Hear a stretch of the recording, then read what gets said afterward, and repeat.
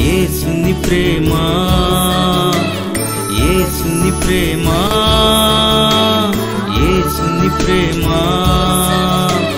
యేసుని ప్రేమ.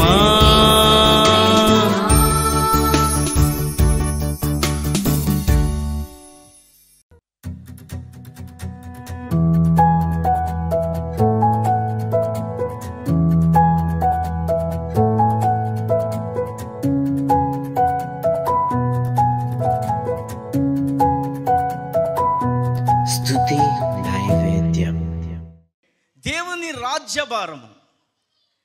ఎవరైతే ప్రభుని నమ్ముకుంటారో, నమ్మి బాప్తిజం పొందుతారో వాళ్ళు చీకటిలో నుంచి ఆశ్చర్యకరమైన వెలుగులోనికి వచ్చి దేవుని యొక్క వెలుగు రాజ్యంలోనికి మనం ప్రవేశిస్తాం.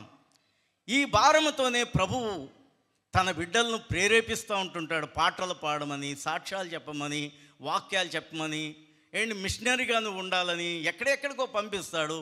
ఆయన నమ్మిన వారికి ఆయనతో ఎక్కువ ఆశ కలిగి ఆయనతో సహవాసం చేసే వాళ్ళని దేవుడు ప్రత్యేకించి పిలుచుకుంటాడు. దేవునికి స్తోత్రం చెల్లిందాం. వాళ్ళు ఏం చేస్తారంటే సువార్తను ప్రకటిస్తారు. క్రిస్మస్ రూపాన్నో, గుడ్ ఫ్రైడే రూపాన్నో, ఏదైనా సందర్భం వస్తే చాలు సువార్తను ప్రకటించడానికి వాడుకుంటుంటాడు. ఎందుకంటే దేవుడు ఆ భారాన్ని ఆయన పెడతాడు. ఎందుకంటే ఆయన భుజము మీద రాజ్యభారం ఉందట. దేవునికి స్తోత్రం చెల్లిందాం. నేను చాలా స్పీడ్గానే ఈ మాటలు ముగించడానికి నేను ఇష్టపడుతున్నాను. ఆయన యొక్క గుణగణాల్లో మొట్టమొదటిది ఏంటంటే ఆయన ఆశ్చర్యకరుడు.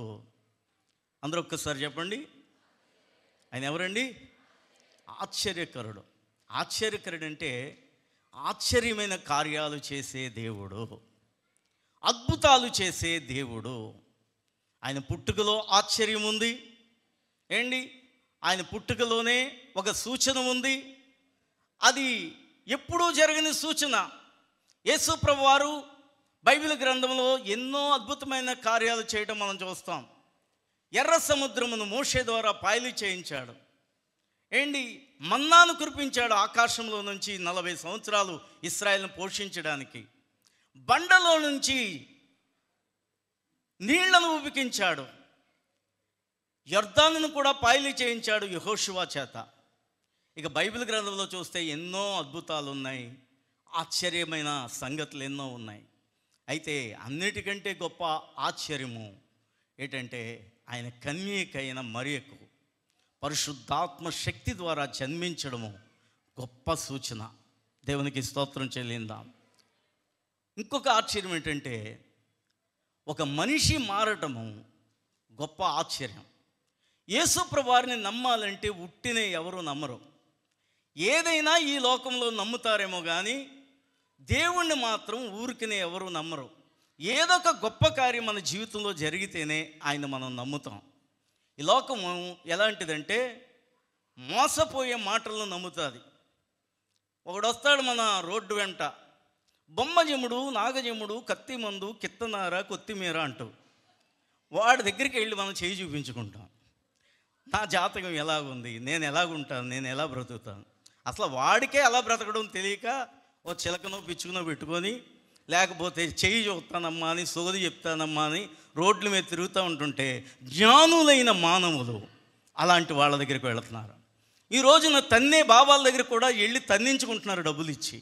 అలాంటి వాళ్ళు కూడా పెద్ద పెద్ద వాళ్ళు, మహానుభావులు అనేవాళ్ళు, లేకపోతే ముఖ్యమంత్రులు, ప్రధానులు అందరూ వెళ్ళి వాళ్ళకి నమస్కారం చేస్తున్నారు.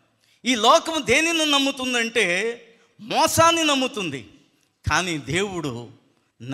దేవుణ్ణి నమ్మితే నీ జీవితంలో ఆయన ఆశ్చర్యకరుడు కాబట్టి అద్భుతమైన కార్యాలు నీ జీవితంలో దేవుడు చేస్తాడు. ఎర్ర సముద్రమును పాయలు చేయటమే అద్భుతం కాదు, ఆశ్చర్యం కాదు. దానికంటే ఆశ్చర్యం ఏంటంటే నీ జీవితంలో ప్రభువు చేసే ఆశ్చర్యాలను బట్టే నీకు మనసు మారుతుంది.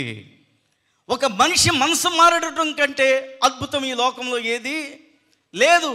పాపి అయిన మానవుడు, ఒక త్రాగుబోతు అయిన మానవుడు, వ్యభిచారి అయిన మానవుడు, జూదగాడైన మానవుడు, ఎందుకు పనికిరాను అనుకుంటున్న ఒక మానవుడు ప్రభువు చేసే వాని జీవితంలో చేసే ఆశ్చర్యమైన కార్యమును బట్టే మనసు మారుతుంది. దేవునికి స్తోత్రం చెల్లిందాం. ఈ రోజున 100 రూపాయలు వస్తే ఏదైనా పని చేసేవాళ్ళు ఉన్నారు. కానీ ప్రభువుని నమ్మినవాడు ఏంటి, 1 కోటి రూపాయలు ఇచ్చినా ఒక త్రాగుబోతు మరలా నువ్వు త్రాగు అంటే త్రాగడం. నేను ఛాలెంజ్ చేస్తాను, మారు మనసులో ఉండే శక్తి అది. దేవునికి స్తోత్రం చెల్లిందాం. అండ్ మా చర్చిలో ఎంతోమంది త్రాగుబోతులు ఈ రోజున మారి చక్కగా సంసారాలు నడుపుకుంటున్నారు, పిల్లల్ని పెంచుకుంటున్నారు. ఒకప్పుడు బేవర్సులుగా ఉండేవాళ్ళు, ఎందుకు పనికిరాడు అనుకునేవాళ్ళు, ఈ రోజున ఆశ్చర్యకరుడైన దేవుడు వారి జీవితాల్లో చేసిన ఆశ్చర్యాలను బట్టి ప్రభువుని నమ్ముకొని సుఖశాంతులతో బ్రతుకుతున్నారు. ఆయన ఆశ్చర్యకరుడు కాబట్టి నీ జీవితంలో కూడా ఆశ్చర్యమైన స్వస్థతలు దేవుడు జరిగిస్తాడు. ఈరోజు పుట్టినరోజు జరుపుకుంటున్న జోసెఫ్ని దేవుడు దీవించిన గాక. ఇంకా తను చేసే పనుల్లోనూ దేవునిలోనూ చక్కగా ఎదిగేలా దేవుడు దీవించిన గాక. Happy birthday Joseph, God bless you.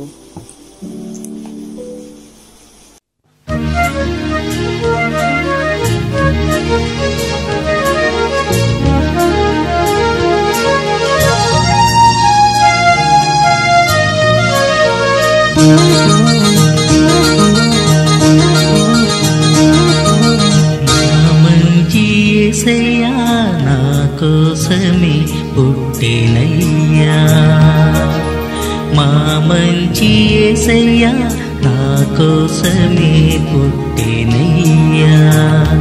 భూమికే తెంచెను నన్ను ప్రేమించెను, భూమికే తెంచెను నన్ను ప్రేమించెను. నా పాప బంధాలన్నీ తెంచి వేసేను, మా మంచి యేసయ్యా నా కోసమే పుట్టినయ్యా.